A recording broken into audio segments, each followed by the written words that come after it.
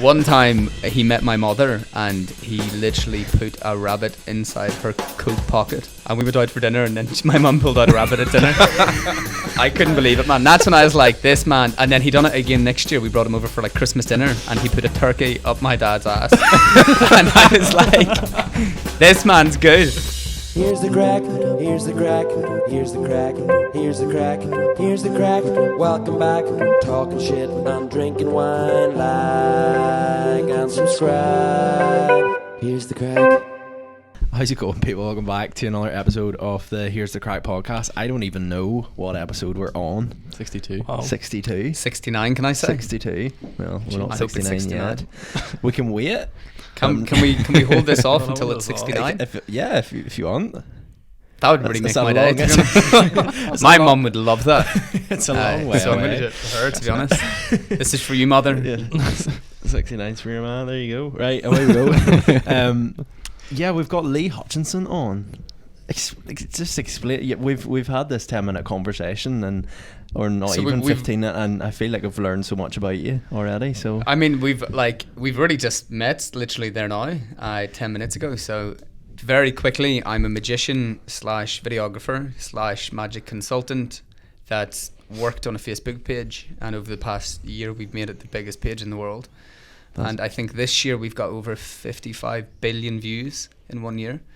So you really exaggerated the bit. I had to. It doesn't even sound real, to be honest. Like someone's like, did he say million? And you're like, no. Sorry, let me just hold you back there. Whenever we pitch now to clients, it's almost easier to say million, because if you say billion, they're just like, that's another Chinese scam. Don't listen to these lads. So yeah, that's kind of what I've been getting up to over the past while. You are pretty magic, because like we were just sitting in here, all three of us chilling, chatting. Next minute, door just opens behind Shay. I didn't even know there was a door there. I know. Lee Man, just bursts in. I installed it 5 years ago, knowing that this was all going to happen. And then I tunneled. Do you know how long the tunnel is from Cookstown to Belfast? Well, that's to say, I cut it tight, to be honest. But you were saying there, even regarding the whole like planning tricks and stuff, like you were saying there, regarding the whole magic thing is like the psychology and stuff behind it, and that's something you're interested in. Yeah, I feel like we've just got magic people on here all the time now. The place is going crazy. Joel's fantastic at magic. Big shout out to Joel. Everybody go check out Joel Mooney. He is the sweetest of all souls, and his hands are like magic. I don't know where you're going with that. No, it's not in a weird way, but also in that way as well. I mean, depends on how you look at it, but like he's an incredible guy. Big respect for him. We were just at we had Nico, the guy from Pride and Pinion, on there, and he invited us to like this Pride and Pinion party that he was doing. And whenever we walked in, I seen Joel up at the bar, and I walked up and I said, well, what's the crack, mate? And even still, I'm watching his hands. I'm like, what's he doing? You need to be very careful whenever you're with Joel and his hands. He had his hand up on my shoulder, and I was just like, yo, here. Not like normally I'd be like, I did it on, but I was like, you're gonna like slip something in my pocket or something, then later on in the night just be like, Ross, pull a rabbit out. I'd be like, what? That's mad. One time he met my mother and he literally put a rabbit inside her coat pocket. And we went out for dinner and then my mum pulled out a rabbit at dinner. I couldn't believe it, man. That's when I was like, this man. And then he done it again next year. We brought him over for like Christmas dinner and he put a turkey up my dad's ass. And I was like, this man's good. I could believe. Yeah. I could barely get a chicken in it last year. Wow. And he had that plan for like a year as well. Yeah, the chicken was in he your was dad's working his ass way for a up. year. It starts off with the dove. You got to start small. Exactly. A budgie. Away we go. Started off with like, I'm scared to see what he does this year. A fucking ostrich or something's coming out. Your dad's just at the dinner table laying eggs. You're like, what? What's going on here?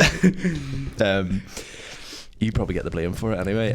But anyway, the psychology side of things, explain how this whole thing works. So it's magic, I guess, is like an accumulation of science, chemistry, social behavior, impromptu-ness of like other people's behavior. So just like picking up on people's kind of energy, not in like a spiritual way, but just like how they're feeling, how they're looking, where they're looking, do they react to certain cues, and luck. And then it's also just in a sense of how you present it. And it really, you just kind of fabricate it in a big lie that they're looking one way, and really it's quite a simple method the other way. Yeah. But you fabricate this lie and this idea in their head, and they essentially just follow your narrative, even when it's so wrong and not the actual case. So it's like, I don't know if you've ever seen Joel do any magic, and I'm not going to expose anything, but it's like, pick a card, any card, and you would assume that I'm picking any card here. But really what you don't know is the magician probably knows what card you're going to pick before you pick it, because it's in a controlled environment. And there's loads of like subtle little techniques that you can do to maneuver a card where it looks like it's a free choice, but in actual fact it's the only choice. So it's hard to do it without a visual representation, and I don't want to give it away, but it's just it's a mind game, you know, it's a dance with the mind, it's perspective, and it's really just one big fucking lie, to be honest. So never believe anything a magician says.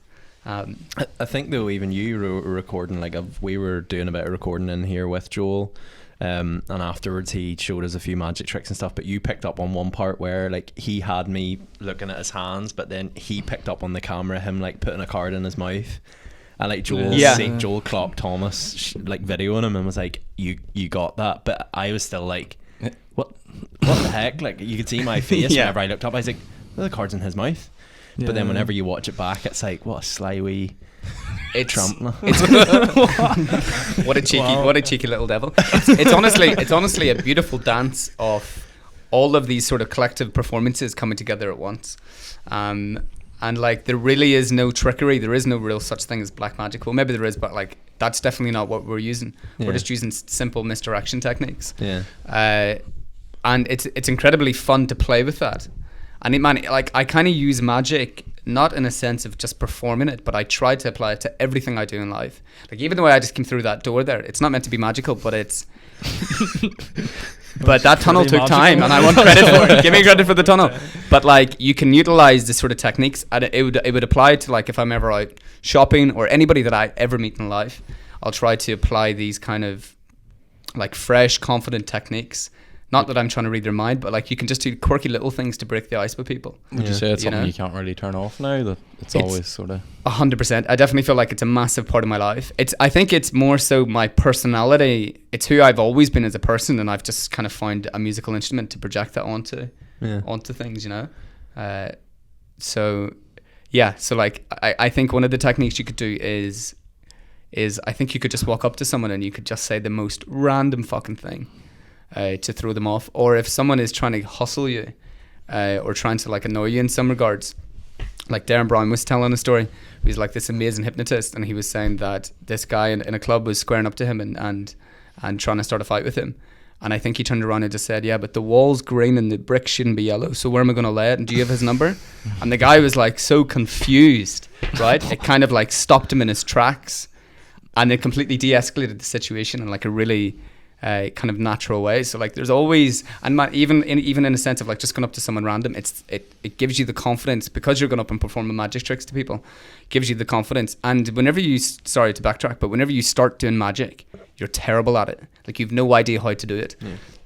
So it's basically just a repetition of failure, kind of like my history with girls, just a consistent stream of rejection and failure until you kind of pick up the confidence where you're like, if I feel nothing really consequential is going to happen. Like, if anything, I've just learned now not what to do and how to do it better. So again, failure is possibly the best thing you can do for yourself in personal growth and just in life in general. Like, get out there, fail. If you're not failing, you're not trying hard enough. So yeah, magic is very much just became a part of me, and I love it. And man, it just makes things so much fun. You know, just in like in an interacting sort of way. You know, you're not always pulling rabbits out of hats, but you're constantly pulling jokes. Ostriches, yeah, and they're difficult, so they are. And they're extremely hungry when they're in there as well, which is the worst, man. So not only the ostrich, you need a kilo of corn up there as well. You know, like, to keep it fed and watered. So that, I don't know how Joel done that, but. And you see, like, even if you have like a good magic trick, like, how hard is it then to like get a good video and make that perform well on the internet? Like, is there much, like, how much of it is the actual video part as well? So much, man. Great question. So to even the idea of a magic trick. Joel is a perfect example. I know we keep coming back to him, but Joel is now at the pinnacle of the end of the generation where shit is on social media, and he's the first person to possibly like capitalize on magic tricks being online. So all of a sudden, it's something that I perform to you in person. You have to feel it to believe it. Now it's something that we can visualize and put on our iPhones. So much in what Joel does and in what TV magic does is a lot of the time, man, it's more camera magic than actual magic. Yeah, it's just like Ash. We'll make that person we'll mask that person out as if he's just fucking disappeared. Yeah, do you know what I mean? Or Dynamo's walking on water. We'll just crop him out and make it look like he's walking on water. But that's just like, look at movies. Look at how good movies look. They can make anything happen. So whenever it comes down to magic, in that sense, for TV shows, they're able to do the same. They have the same power, but in a very like innocuous way, where you think it looks real. You think it's just guys filming on the street, but they're spending time in the edit to make it look good. But there's so much more behind it. That's what I'm saying. So when people see magic, it's not just a magic trick. There's a camera trick behind it. There's a trick where you can take an empty glass of wine and you can swirl water in it and it turns to red wine, or you think it's red wine, but it's just a simple chemistry trick where it's like two chemicals reacting with each other. If you spin them fast enough, that changes the color. So like the really interesting, really kind of out of the box explanations for something that seems so simple, you know? Yeah. And like with regards to obviously the whole, what you were talking about there, the whole wine thing is quite, I'm not a magician, so I don't know, but it would be kind of like, should we get some water and all get drunk now? Lower down like the spectrum, if you know what I mean, in terms of like how hard it is to do. Was there ever a case of like, 'cause obviously you're doing it now for your job as, you know, making these videos. Yeah. Is there anything that's ever been presented to you where you're like, that's impossible? Well, after that ostrich came out my dad's ass, that theory went out the window, to be honest. Yeah. Because he's usually quite tight. Wow. Sorry, Dad, don't listen to this. I'm definitely not going to tell my mom this tonight. He'll be fuming. He's sitting there saying, I'm actually looser than you think. He's looking at my mum being like, I'm not that tight, am I? You're pretty tight, Dad, honestly. But so there is a load of shit that's impossible. Of course, that's kind of where you kind of push the boundaries of, can we make this possible? Can we give the illusion that we can make it possible? Yeah. You know, and that's really where you're kind of in some sense restricted. But the moment you go online, the moment you go onto a TV show, your options open up massively. Like Dynamo doesn't just walk on water for the fun of it. But once that's in his like TV finale special, they make it happen. And the budget for that trick was, I think, for that one episode, for that one trick within that episode, the budget that the TV show gave Dynamo was £300,000 for him to go just to walk on water. And I can guarantee you he's seen none of that. Like, that all had to go to like his array of magic consultants to work it out, basically, at how to do it. I actually seen that, but then I did watch like a sort of one of them debunking videos, and someone had basically said that he had like a glass sheet below the water that floated. Is that right, or would that have been completely CGI'd? Completely wrong. So, right, okay. So I'll tell you, you've all heard of SeaWorld, right? Yeah. So there's these Siamese twin dolphins that cost a fuck ton to rent, bro. And even to get them in the River Thames, they weren't having it, because we all know how minging that is. So they had to rent these Siamese, I swear to God, you couldn't write it. They had to rent these Siamese dolphins out of SeaWorld, train them to like basically go one under each foot, right? And then they'd swim off, of course, and they had their little tank. So I think the dolphins got a big cut of that, maybe like 80% of it. Yeah. And then the dolphins were pulling like 230k or something. So they're iced out. They're iced out now. Like, they're Gucci for some time. Like, do you know what I mean? They've hit the Willie's looking at them being like, fuck me, you got more than my movie. Do you know what I mean? They said my movie was for charity, and I'm still here. What would you say? But I want to get to the point. Here, I'll tell you this. Look, you're not far off. I don't want to. The reason you're not here to debunk anything. I'm not here to debunk anything. Yeah. And my best friend, the guy Tom that I work with in Mexico, was the guy that came up with that trick. What did he? He was Dynamo's magic consultant when he was like 17. What? And Dynamo basically had to call him, was like, look, I have an idea, can we walk in the River Thames? And Tom's like, give me 2 weeks and I'll Give me 2 weeks. give me 2 weeks. Give me 2 weeks and 300 grand. Give me 2 Give me weeks 2 and I'll weeks. see how we can do Yeah, it. these But he dolphins wouldn't are see an any of that absolute- either. Like, you'd be surprised, as I say, like, there's so much that goes into it. So much. So you create this illusion of something that's very organic, spontaneous, in the moment, but maybe that was planned for 7-8 months before and after. Yeah. You know, so that's kind of in the art of the illusion as well, is that you watch it and you're like, wow, he literally just walked down there. What's the chances he was even, you know, what's the chances the cameramen were even where they were, and he, you know, just looks like a normal day, a normal guy, but the planning and the science behind how they do it is incredible, because everybody would swear to this day that he walked on the water, you know. So like, that's what fascinates me, is how we can be convinced of something that's not real. Yeah. And I love playing with that. And hypnosis is something very similar to that, where you can be put into kind of like a state of belief, and it's all through the power of suggestion. There's no actual gimmick. There's no special machine controlling your mind. You're literally being convinced that you're being convinced. Yeah. It kind of doesn't really make sense, but I'm just suggesting something to you that you're believing so much in your own head that you start to act upon it without realizing. Yeah. It's like this little cat down here. And then you all look to see the cat that's not there. I know everybody knows there's no cat there. So it's very fascinating, man. Like, the actual psychology behind it's very fascinating to me. I love dabbling and playing with it. My girlfriend hates me. Non-stop pulling fingers everywhere we go. Do you know what I mean?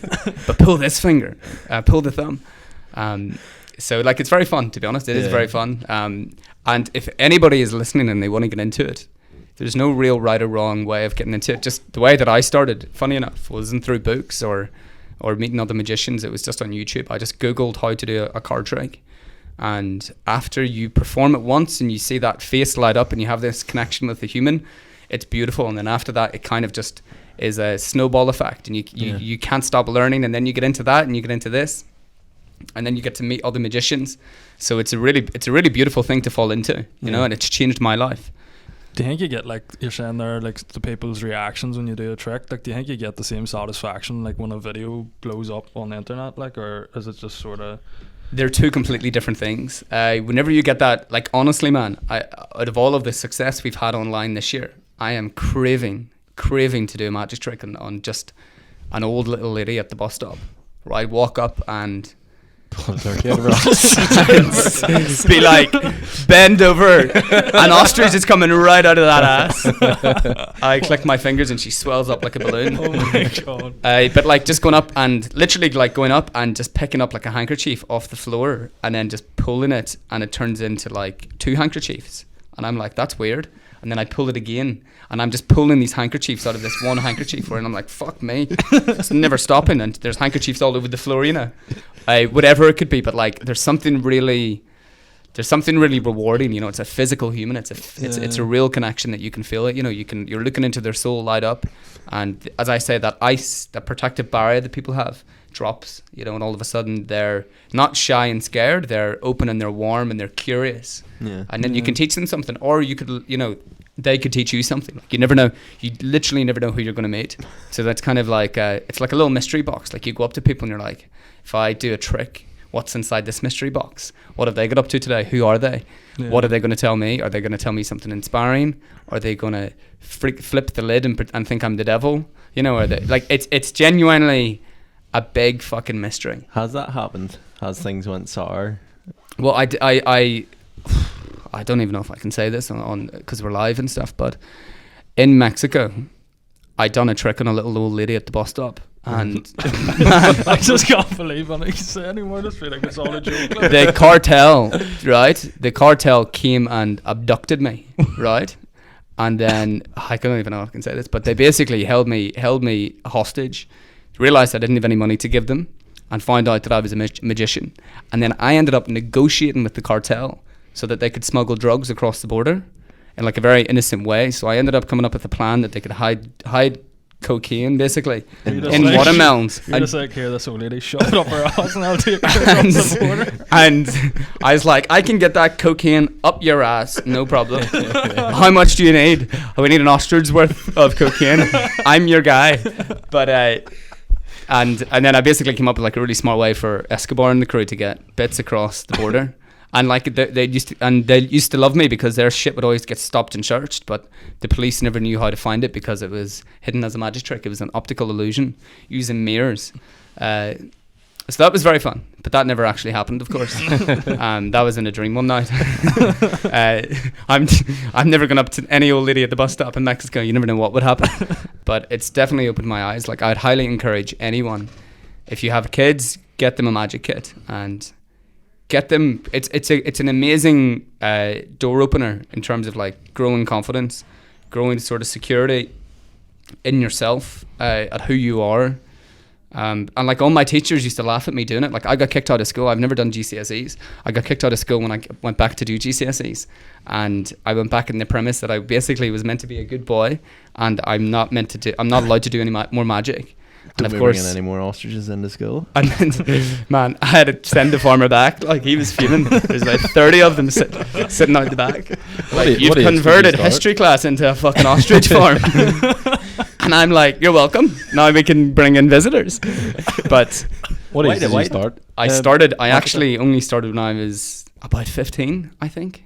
So I started when I was 15, and then I went into upper. What age do you go into upper sixth? Is it 16, 17? 17, I think. 17. Yeah. But it's just like a testament of like, teachers don't know everything. Don't get deluded by their construct of what social life should be. Like, they live in a little bubble too in your school. So like, there's loads of opportunities out there. Don't ever. And I was really discouraged that they kicked me out, but that kind of was like a testament to be like, right, well, fuck you then. I'm going to go out and sort of prove my worth and just show that you can make a living doing stupid card tricks. Someone's going to pay me a lot of money to pull an ostrich out of someone's ass, and I'll prove it to you. Was there points where you're like sort of doubted yourself and you're like, I don't know if this is going to happen, or was it you always confident that it would work out? Like? Loads of points. Like, to be honest, man, I still don't really know. Like, there's again, because it's freelance, there's no real security in anything. So still at this moment, I don't really know like the longevity behind it all. But like, it's kind of like becoming. I always loved it and always knew that it made me happy and I want to follow it. But there's no sense of like, you're signing a contract and you've got this job for 4 years kind of thing. There's no sense of security with it. Yeah. You kind of just go gig to gig, hoping to get that next bigger gig, you know. So you're always sort of hustling. But I always knew like, it's not going to be easy, and I just love it. I'm just enjoying the process. Like, I don't want it to be easier because I'm just enjoying how it is. It's fun grinding and failing loads. Like, there's been many times where people weren't too happy with the ostrich, and I had to like walk away discouraged at gigs, you know. But like, that is a metaphor. Like, there's been many times that I have done magic and it hasn't went well. The tricks went wrong, or just throw myself out there and you don't hear anything back. You know, kind of like you saying you're sending out this podcast to all of these celebrities and you'll never hear back, and you probably won't, but like, the fact that you're trying, it means so much more than one of them replying. Yeah, well, it's one of them things that with us, it's like, I'm sure a lot of people will be like, why are you emailing him? But to me, I'm like, you know, it takes 20 seconds to fill out an email now and just bang it to like a pile of email addresses. But they're never, I would say I've never sent an email or a message to anybody who we didn't want on. Yeah. It's one of them things where I feel like when someone gets into this sort of space, they're consistently just banging emails out to everybody, and it's like, right, who's going to reply? And then if someone replies, you're like, I actually don't know a thing about you. Yeah. But then it might be good, obviously, getting to know people. Like, you messaged us just randomly, sort of out of the blue, and we were like, who's this guy? And then you just burst in through the door with your ostrich. I've tunneled my way in, so I have. You didn't really have a choice, to be honest. It was either I pre-warn you, or you're just sitting here and I crawl up through the floor, being like, let's fucking go, let's get this going. But you're in Mexico now. So we live in Mexico. We've been living in Mexico for about a year and a half. That all started once this swift with Facebook happened, and once we noticed that Facebook started to monetize longer form videos. That's when me, Tom, and Julius, Tom's the magic consulting guy, that's when we were like, right, hang on, we need to try and capitalize on this. So let's fuck it, I'll come out to Mexico tomorrow. Tom flew out the next day, and we started making like long form pranks. So like really basic shitty pranks that you just long out so that you have to watch to the very, very end to see what it is. And we would call that a hook. So whenever you click the video, the hook is, you can clearly see what's about to happen within the video. So visually, for an example, let's say like a girl's sleeping and you see me tie a rope to her bed and I tie the rope to a jet ski. And that was our biggest video. That was the biggest video on the internet of 2021, was I pull in a jet ski and I tie a girl's towel to it that she's lying there sleeping. TikTok, yeah. And we pull her into the water. So the hook is like, jet ski, rope, woman sleeping. They're going to pull her into the water. But then they have to watch 3 minutes of me just longing it out and tying a big fat knot. Always making it look like it's about to happen at any second. And then eventually she gets pulled in. So we call that a hook. You've probably fell for 100 million. You fall for them every time you click an advert, or anything you ever click is a hook. It's like a thumbnail, like you fall for it, and then you have to watch to the end to get the payoff. So we noticed that, and we kind of jumped on that train and then went out to Mexico. Mexico just made sense to us because there's no real restrictions there. You can kind of pay the police off and kind of get away with whatever you want to do there. It's a little bit lawless. And of course I had that gig with the cartel coming up, so I needed to be so Mexico just made sense at the time. We went out there. We started off with a very small team. At the beginning there was just 3 of us. Now it's a team of about 25 people. So like that's been very exhausting on me, because I've went from the transition of being a creative and a producer of these videos to now a manager, and I now manage 4 producers and 4 editors, and there's a whole big corporate sort of structure now in place. So I'm like physically exhausted, mentally exhausted from it all, like creatively just burnt out. You know, I couldn't even put my mind into thinking of another viral video. But yeah, so that's kind of how Mexico all unfolded. I've seen quite a few of these videos on like Facebook and stuff where it's the long form content you're sort of talking about, where they're creating that hook and stuff. There's one of them, I think it's like a guy and 2 girls, and they're all the time, one thing you always notice about them is they're always like going right up to the camera and going like yeah. So, like that there. So like, what would you say is like the secret to the hook?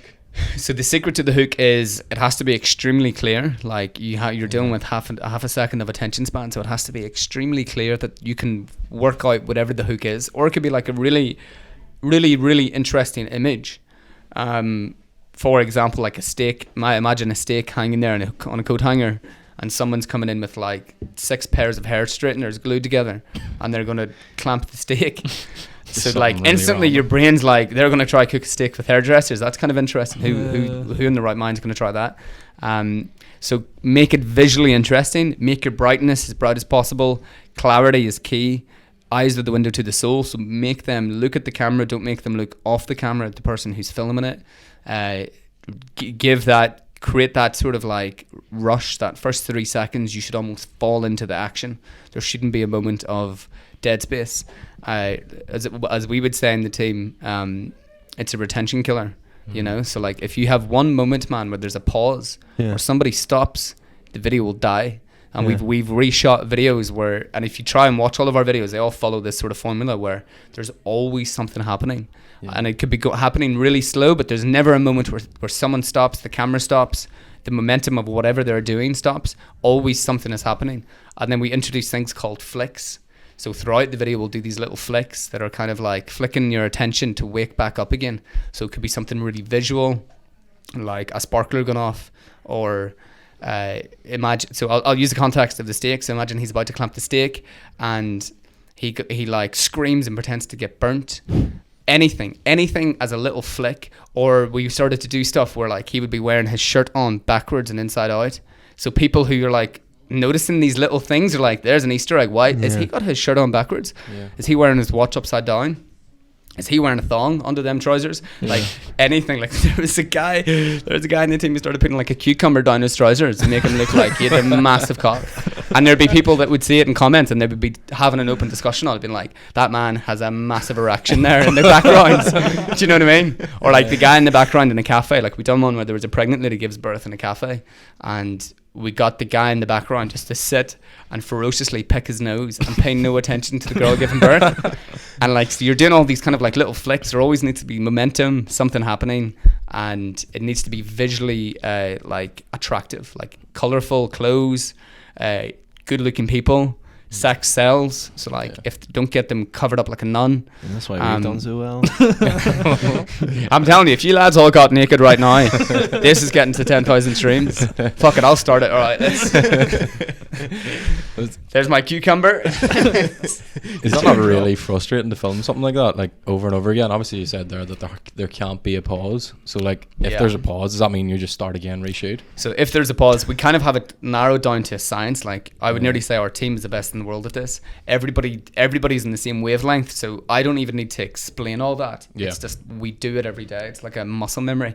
So we have about 5 girls that would come in and out of the house daily, and they would be like our models. And then we have like we've got like 4 runners basically who do all the running of the props and stuff. We would get all the props for each day, and then they would be in the video. So we kind of have like this crew of people, and we would just be like, right, put on the pregnant belly, call La Brioche, the cafe.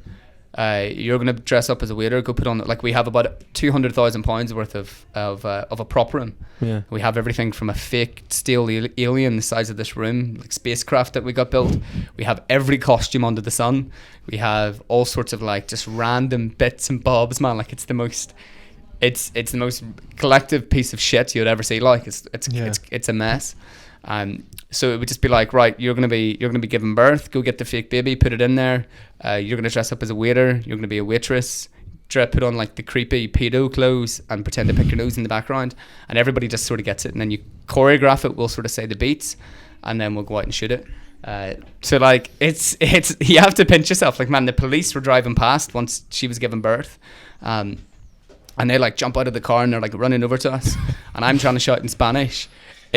I'm like just going TikTok, TikTok, TikTok, like, you know, like screaming at them not to come over to intervene, you know. Yeah. And even the girl giving birth is like looking at them being like, I'm actually fine. Like she's trying to say to them, I'm fine, but still gives the illusion to the camera that she's of course having a wean. So and every day, man, like me and Tom would just sit every day and just look at each other and be like, right, what could we do today?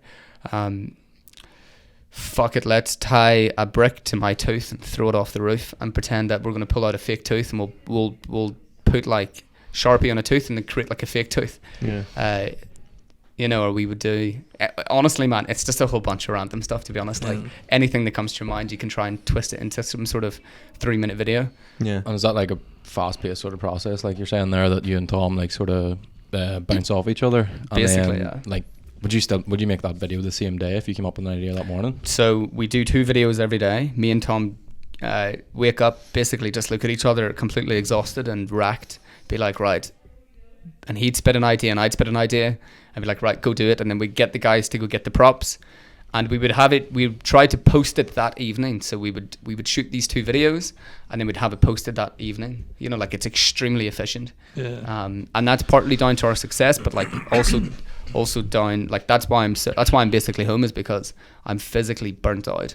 Like I'm knackered. But how does that work now that you're away? Is there a team back in Mexico who are still generating content while you're here? Yeah, we're just posting old content, but there's no original new content coming out. That's the other thing that Facebook loves, or any social media channel. They love original content. Like if you can give them something that's never been seen before, that's so much better than repurposing shit already on the internet. So original content, that's why we went so leaps ahead of the Lad Bible, because they repost other people's content, whereas we're making authentic, original content, which is attracting new people that it's almost exclusive to Facebook. It's kind of like why you go to watch Netflix, because Netflix has their own exclusive kind of, so like personal like organic fresh content's always a good way to go. And do you think, do Facebook know it's original, or is it they know they definitely know. I honestly think Facebook has a team monitoring our page all the time, just because it's so big now.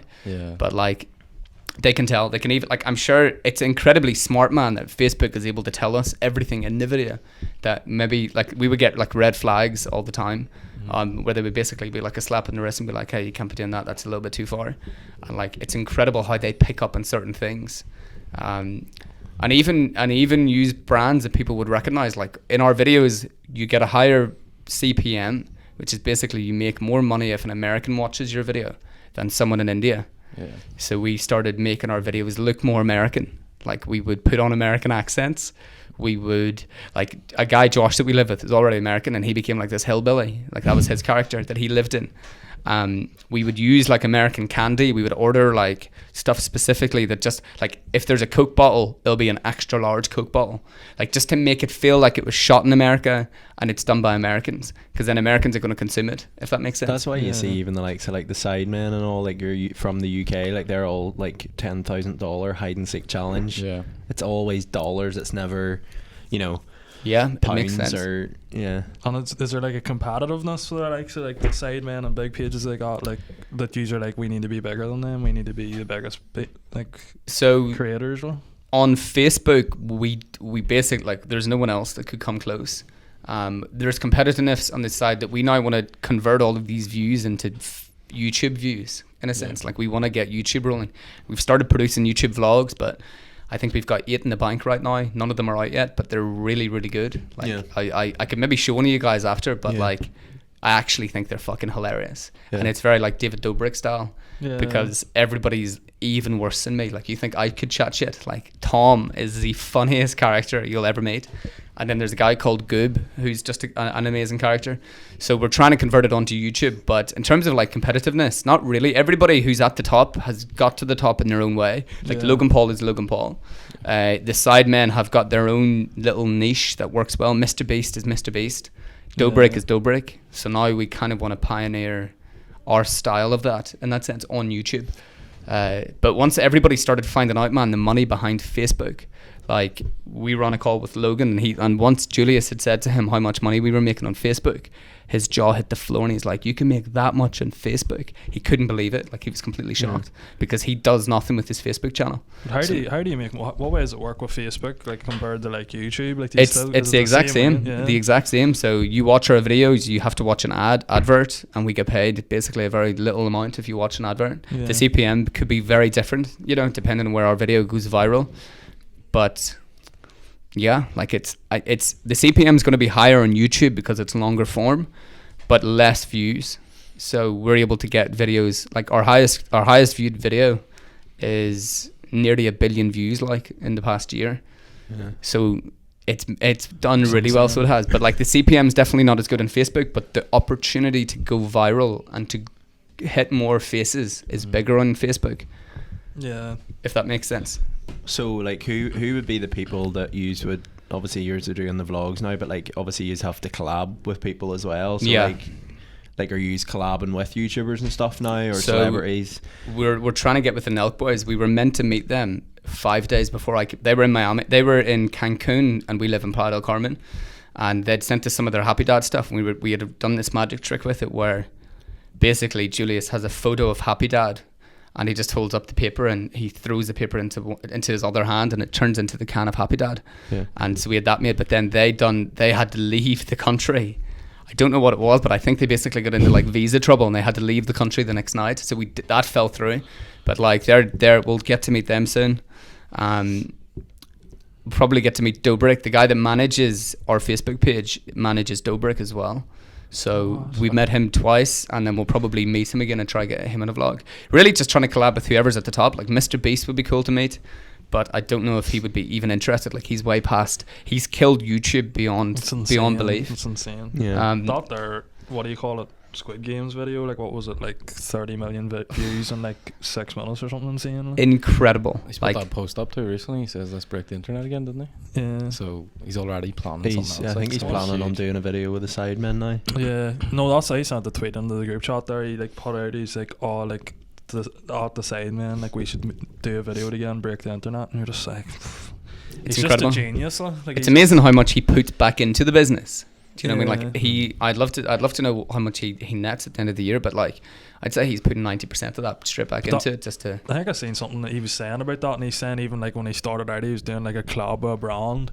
I think it was like a car company or something, and they were like, "Oh, we'll give you like $20,000," and he was like, if you give me the $20,000, and I'm just going to go out and give it to the homeless person, and it'll blow up. I think I seen that as well. Yeah, was that him chatting to Logan Paul? Yeah, I seen that. And he just went out and gave it to him, and the video blew up. Like, but like, it's just who would you love to work with? I would love to work with David Blaine in terms of the magic world. nobody really appeals to me, man, to be honest, in the YouTube scene. Mr. Beast, I think I would love to work with Mr. Beast's team. That would be more appealing to me. I'd love to see like his internal structure of how he organizes and gets shit done. How many managers does he have? How many like people? Like he must have a team of 20 like amazing brains making all this happen. Yeah. Do you know what I mean? Like it's very difficult. Like we're kind of in the same position where it's like if we wanted to go execute the Squid Games, how the fuck do you go do it? Like you have to find a warehouse. Like you need really talented people. So I'd love to see, I think, his internal structure between the business and how he operates it and how he is as a leader. He might even have someone in man that's like, he's the face of it, but there is probably a brain behind him. Yeah. That's the driven kind of corporate, this is how to get shit done, like a real ruthless entrepreneur. So I'd love to see that. Apart from that, I kind of got to see a lot of it, 2 years ago. We spent some time at Logan's house. I got to see that whole like setup. That was very impressive. What was that like at his house? Huh? Beyond cool, to be honest. Like we were doing a podcast with him as well, so we got there before he was even there. So it was just us running around his house. Like I have videos of me doing like backflips in his trampoline, and he didn't get there for like another 5 hours. So we were just racking around, like he had that wee fucking flat pancake turtle thing. But man, the house was just a mess. Like I've never been in a dirtier, like you can tell it's just a bunch of lads completely fucking it up like on a daily basis. So that was cool. It was cool he's a lovely guy, to be honest. Like I was curious to meet him because I didn't know if I would enjoy it, like if I would respect him.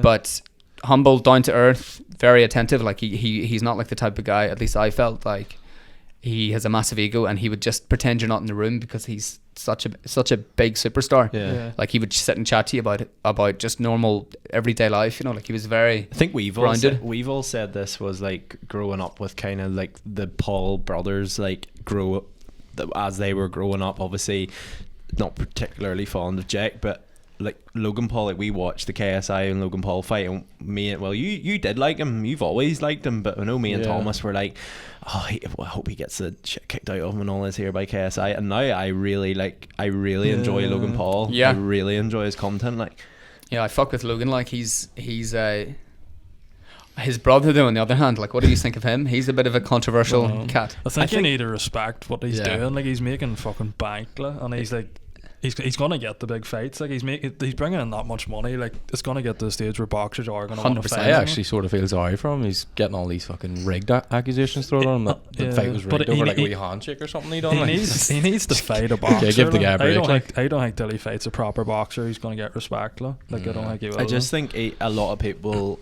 like myself find the whole. Like when he was fighting Tommy Fury, and obviously I know that wasn't his fault. The whole Tommy Fury thing kind of went to crap, but when he was fighting Tommy Fury, I actually began to really like him again. I was like, right, you're dead on.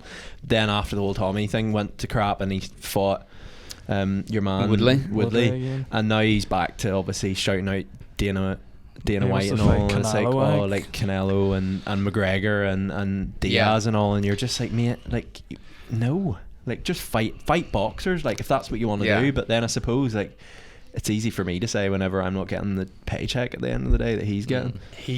I mean, like it's impossible to like him, but as you say, you have to just respect. Like he is one ballsy motherfucker to just take on the world like that. And man, his narrative is beautiful. Like right now, he's got an amazing show reel. Like right now, he's knocked out Tyron Woodley in the most visually stunning way possible. Like so I feel like it's going to be like Conor McGregor, where he rises to the top and he's going to crumble very shortly after. So he's sooner or later he's going to meet his hard and brutal end. But right now, man, he's like done almost enough to justify, like he could nearly walk away now and be like, I've done it. Like I've fought five times, and every time basically knocked the guy out. I feel like where it's going though. It'll be like this for another few years, and then I would say the whole KSI thing will come back again, and it's like, right, what's going to happen here? I don't think he'll ever go back to that. I still think he'll fight Tommy Fury. I think it's a good fight because they're both like at a similar level now. I think he's going to beat Tommy Fury. I think I think a lot of people think Tommy Fury's a better boxer than he is though. Like I was watching Tommy's highlights and he looked, not that I can box in it, like he would obviously kick my head in, but like doesn't look like he's been fighting much or long, like I think Jake is impressive and has got some sort of like athletic kind of intuition at how to just like he seems hard to read, but he's a bit like, he's been training for what now? How many years would he have been training for? I think he's only been training for 3 to 4. Like it would be longer than that. But But you said there you were living, or not living, sorry, you were up with Logan Paul and stuff. Like, did you get an insight into what their lifestyle's like? And yeah, I mean, like, their lifestyle's wild. I didn't like follow them around, you know, for like a week. We were just there for over 2 days, but I got more just of an insight as to who he is as a person. Like, his lifestyle is going to be what it looks like whenever you watch his shit. Like, he does all that stuff all the time. Is there much of a difference from what you see on camera and what's... Big difference, big difference. And it's the same with anything, man. Like, it is a performance. It's like me doing a magic trick. I'm going to turn on my magic side of me to convince you of something. Like, the camera is turned on and he just instinctively knows, right, I'm going to be the Logan Paul on camera kind of thing. Yeah. But when it's off, he's quite calm. He's very relaxed. He's actually, honestly, like, a lovely guy. Like, I was really, like, we all walked away. I was like, big respect for him. Like, he's a hustler. Like, he's smart. He's glued in. He knows everything he does is controversial. That's why he does it, because it works for him. Do you know what I mean? Yeah. Jake's just a steroid version of him now, where he's like just swinging around all sorts of bastards. Get Jake against Donald Trump. That's what I think. But give him a real lesson. Do you think, like, a lot of people will obviously look at the likes of Julius and Logan Paul and big YouTubers? Do you think, like, it's as glamorous as people think? Like, you know, there's obviously a lot of hard work goes in behind the scenes, 100%, for them to get to where they are. Definitely not as glamorous. Definitely not as... It's very easy to look at something on the outside and be like, that looks delicious and I want to try that. Yeah. I can assure you, the moment you eat the same apple, you know, this, you know, in any sense of like repetitiveness, it loses its flavor. So, like, as glamorous as this lifestyle is, it's not going to bring fulfillment. It's not going to bring prosperous relationships.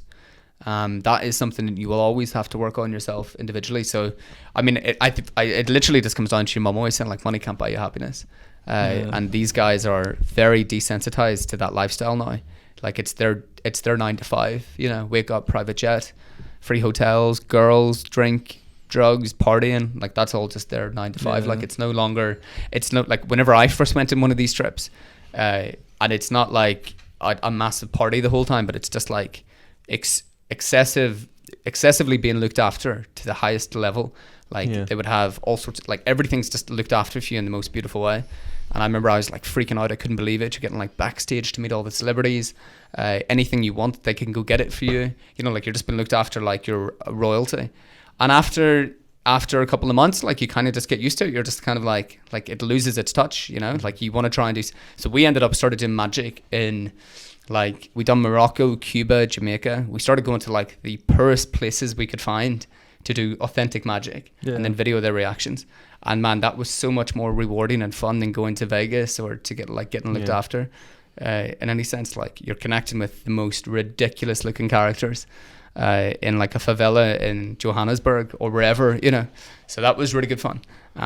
But like, I think you need to stay grounded. You need to just remember like where your roots are, who you are, and what actually makes you happy.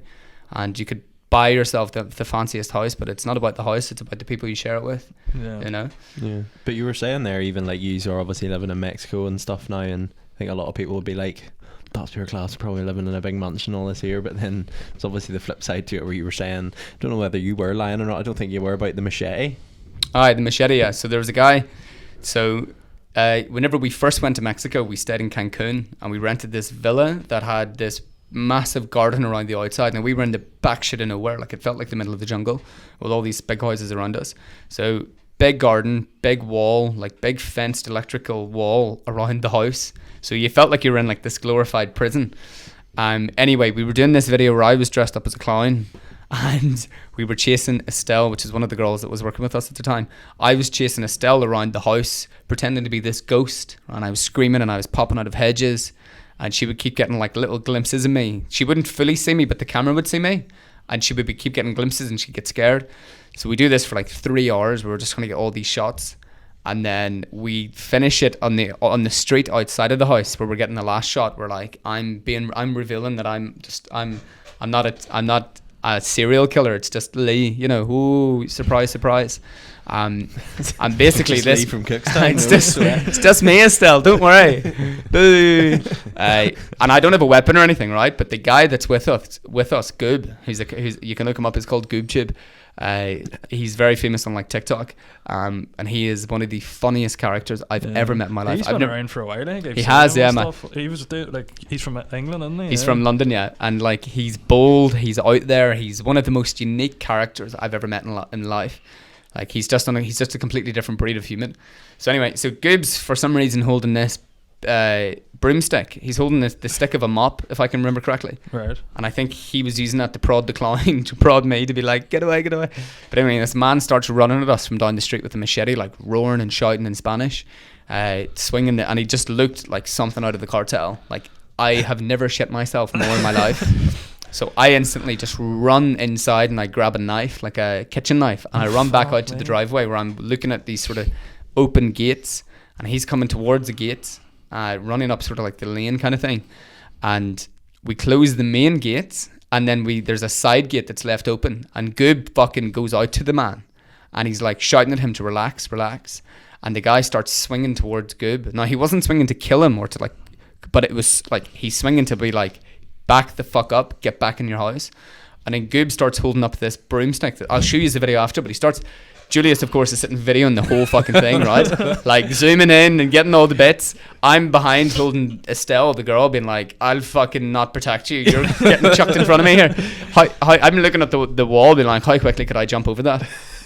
And Goob anyways like sitting fucking like deflecting this cunt's machete. And I'm not joking, bro. The broomstick goes from 6 foot, 4 foot, 2 foot, and I'm like, Goob, get the fuck back inside. Eventually he kind of like Goob's standing sort of at the gate, protecting the gate so he can't get through, and the guy's like sitting swinging it off the wall, like shouting at us in Spanish, and then eventually we just called the police. Eventually it all kind of de-escalated. The guy fucking realised that he had just lost his plot at us and started swinging with a machete, seeing that we were videoing it, and the guy just like left it, basically like told us to get inside. We closed the door, and then he just basically left after that, and then we called the police. They didn't do much, they didn't really care, but it just made it they just walk in and be like, there's that ostrich guy. There's ostrich. I sent it to my mum being like, she's like, how's Mexico? I'm like, fine, fantastic, to be honest.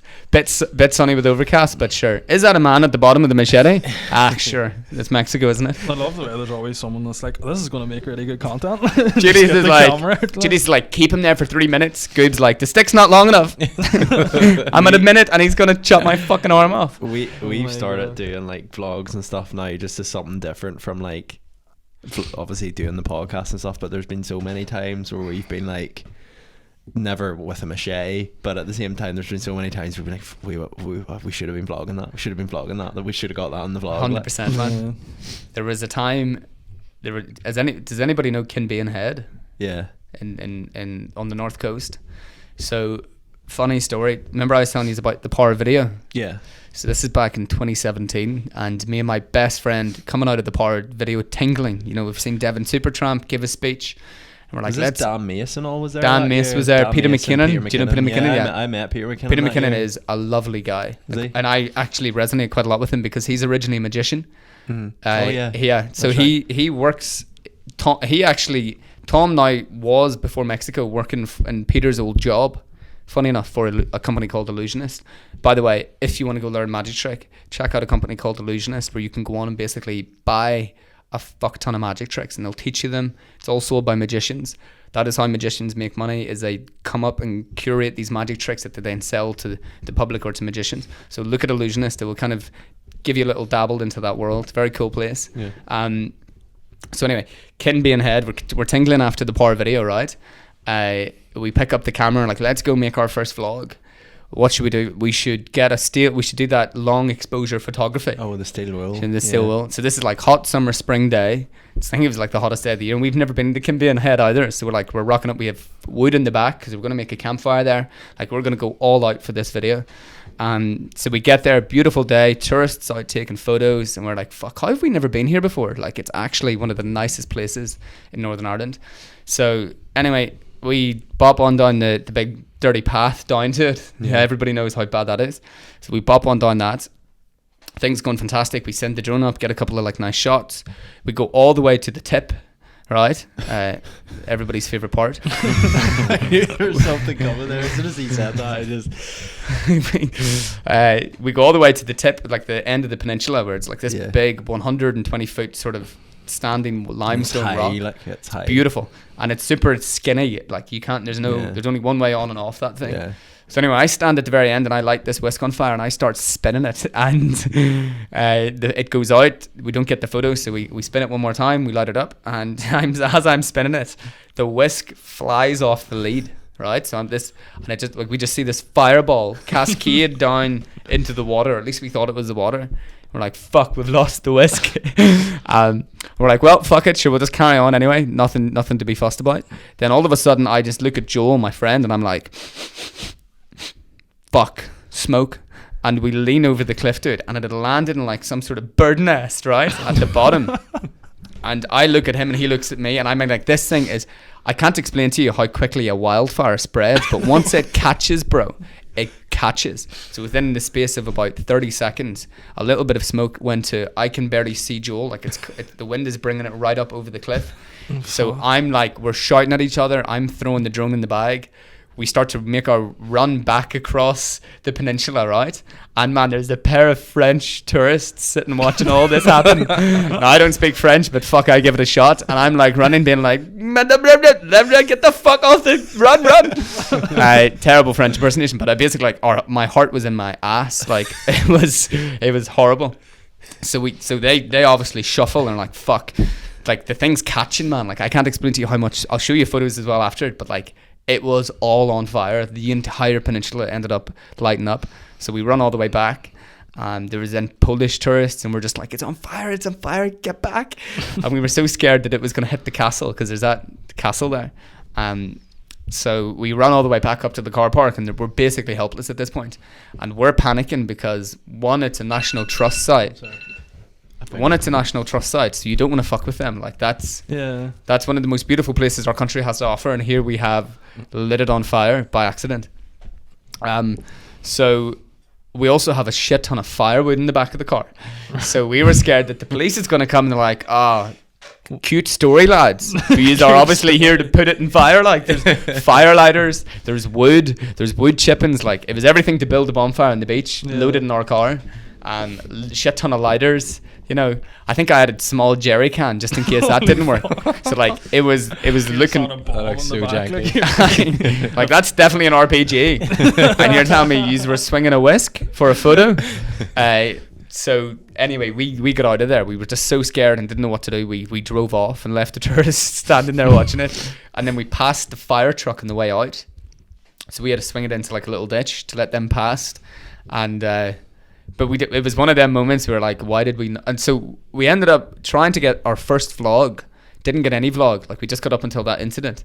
But as we're sitting there, man, like an hour after it in the dark hedges hiding, we're like, man, we just made the best possible vlog of all time, and we didn't fucking vlog it. Like, do you know what I mean? Like that, and then there was photos and all up the next day where people were like, there was vandals up at Kindred Head. Vandals. Like a guy posted photos of it just blackened, like completely charred to shit.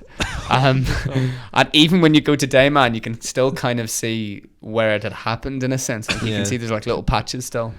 Well, the whisk stuff's dangerous enough. I tried to do it whenever I just started driving, and then we got this photo idea in our head, and we went to Ballantoy Harbour, and it wasn't dark at this stage, so me and my mate were like, we'll go into the cave bit, and little did I know, like, if you were spinning this, it's actual like on fire bits of metal, and they were just bouncing off the top of the cave, but one came down, and this was at my stage where I was wearing my backwards hat, and it came down and landed on top of my head. I was just sitting chatting away to Adam, and Adam was just like, your head's on fire. And as soon as he said that, I just felt it drop like right here. I was pure shaking it off the top of my head, but I had like a bald patch like right here for a good few weeks. Oh my goodness. But there's no, they're like, dangerous. They're actually so dangerous. The poor bats. I You know. know, sitting there I like, don't think what's there was this content bats here in there, too? but I got the seagulls, so they both hit us. Yeah. We done a North Coast tour not too long ago and went into a few caves, Cushendon caves and stuff. Yeah. And there was, oh my word, some of them were horrible. What was that green Seen some goopy scary shit. crap that was in there? And then we walked into this random bit in Cushendon caves, and there's just this random chair with like swords in the back of it. just sitting there. We were like, what? Is that the king? Is that not Yeah, the Iron Throne. The Iron Throne. Yeah. Where did you find the Iron Throne? Sorry, in Cushioned on Caves, mate. they have them there. Yeah, it's the real Iron Throne. Shut the fuck Yeah, up. watch our blog. It's called "We Found the Real Iron Throne." Legit? Like, are you actually being serious? No. No, it is. Yeah, no, 100%. There's dragons as well. And is Daenerys there? Yeah. Oh, she's Oh, there. right. She was just sitting Paul, sorry, we'll be back after this very long advert. But yeah, no, it's like there's a lot. I feel like Northern Ireland, like if you've like you probably know more about this than we would, but like when you leave, like a lot of people say it's a shithole and it's this and that and the other. I personally think it's especially around the yeah. North Coast, Oh, it's definitely a shithole, yeah. Agreed. When you leave, you're like, God, it is a shithole. Do you know what I mean? But No, it's honestly, the best shithole. It's our shithole. It's like it's our shithole. Do you know what I mean? It's like, but man, there's so many beautiful places in Northern Ireland. It's just a fucking shame about the weather. Like that's the Yeah. only thing. The only thing. Every time it's warm, you're like, fuck, this is actually a really nice place. Yeah. And then it rains the next day and you're like, ah. And then And then when it is sunny, it's really sunny, and then everybody's out. And it's like, oh, sure, where else would you get it? Everywhere. Actually, everywhere. buddy. Yeah. Anywhere you go, you will You get leave this like- country, you're getting sunshine. Yeah. It's just a fucking blanket over us. or the stereotypical, like, you probably get this a lot if you're coming back to Cookstown. It's like, oh, you suntan, but you should bring a bit of the sun home with you. And you're like, yeah, no. I've just compacted it there into my ass, and it's about to cause another big bang. So get ready. Do you know what I mean? But we'll maybe wrap that up there because we're well over What an hour. do we now. like time wise? Well over an hour. Like. Is that what you do? You do an We hour every normally do night. about an hour, yeah. Yeah. We normally do Good stamina, We normally do about 40 be minutes. honest. I struggle, man, for the first 15 minutes, and the last 5 is usually the easiest. But then my woman doesn't have good stamina either, so we kind of just call it there. I thought you were talking about our podcast there. Sorry, For the 15 minutes. Fuck, sorry, I didn't know you were talking about the length of the podcast. I was like, we had good ostrich conversation and everything. It was going well. Should I show you the ostrich? Well, where do you is have it? Depends. Put your ass away, Lee. This is audio, it's not. But yeah, thank you so much for coming on. Thank you, lads. It's And, been a really good crack. We'll see these videos that you're talking about. If you can send us whatever, like Yeah, if I can. no ostriches coming out asses, please. But I don't think YouTube would like that. But I can show you. I don't know if I can send the video with the machete just because it's got a few lads in it that might not want to take it out. Yes. It's a bad looking video. Like we on don't our want end. the cartel landing in Armagh or Aye. Ballymena. Do you know what I mean? That fucking cartel flying across. But I haven't worked with them for years as well, so I don't want to be seeing them lads again. And not on good bad terms. terms. Like. Your mirror illusion didn't work, Still and with- Pedro's locked up, and the ostrich you give me just bolted. and there wasn't enough food for the ostrich. I think that was a chaotic podcast, like, but yeah, we'll end that there. Thank you so much for coming on. Pleasure, And good lads. luck for the future and everything you do and all the ostriches that. Keep her lit. Anybody want an ostrich? Let me know. Right. Cheers. All the best.